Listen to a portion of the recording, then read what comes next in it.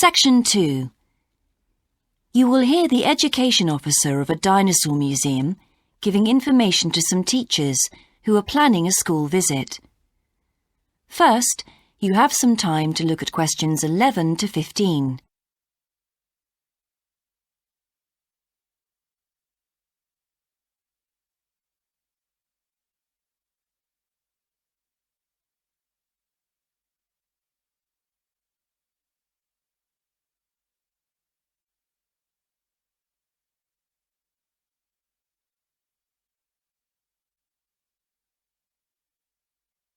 Now listen carefully and answer questions 11 to 15. Hello, and thank you for asking me to your teachers' meeting to talk about the Dinosaur Museum and to tell you a bit about what you can do with your students there. Well, let me give you some of the basic information first.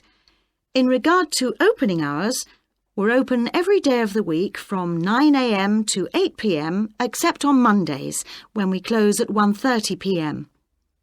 And in fact, the only day in the year when we're closed is on the 25th of December. You can book a guided tour for your school group any time that we're open. If you bring a school group to the museum, when you arrive, we ask you to remain with your group in the car park. One or more of the tour guides will welcome you there and brief you about what the tour will be about. We do this there because our entrance is quite small and we really haven't got much room for briefing groups in the exhibition area. As far as the amount of time you'll need goes, if you bring a school group, you should plan on allowing a minimum of 90 minutes for the visit. This allows 15 minutes to get on and off the coach, 45 minutes for the guided tour, and 30 minutes for after-tour activities.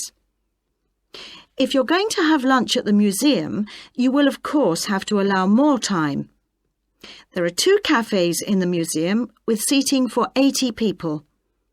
If you want to eat there, you'll need to reserve some seating, as they can get quite crowded at lunchtime. Then, outside the museum at the back, there are tables, and students can bring their own lunch and eat it there in the open air. Before you hear the rest of the talk, you have some time to look at questions 16 to 20.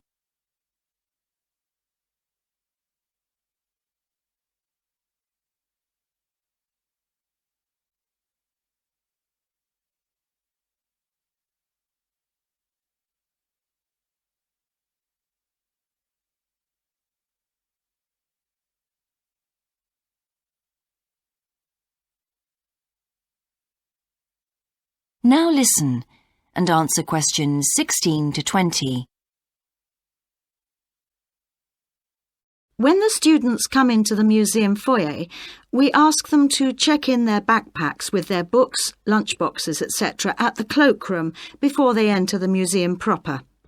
I'm afraid in the past we have had a few things gone missing after school visits, so this is a strict rule. Also, some of the exhibits are fragile and we don't want them to be accidentally knocked.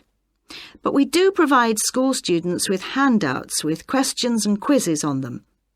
There's so much that students can learn in the museum, and it's fun for them to have something to do. Of course, they'll need to bring something to write with for these. We do allow students to take photographs.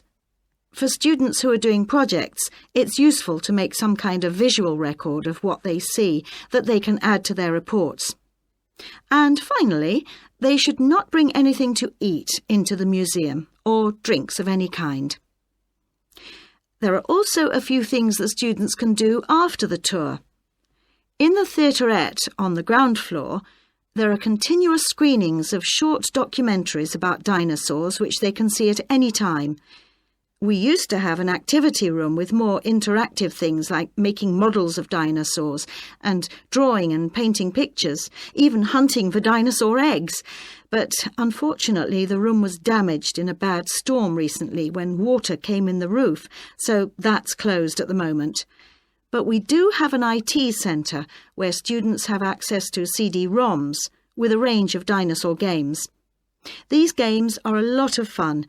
But they also teach the students about the lives of dinosaurs, how they found food, protected their habitat, survived threats, that kind of thing. And I think that's all I have to tell you. Please feel free to ask any questions if you would like to know anything else about. That is the end of section 2. You now have half a minute to check your answers.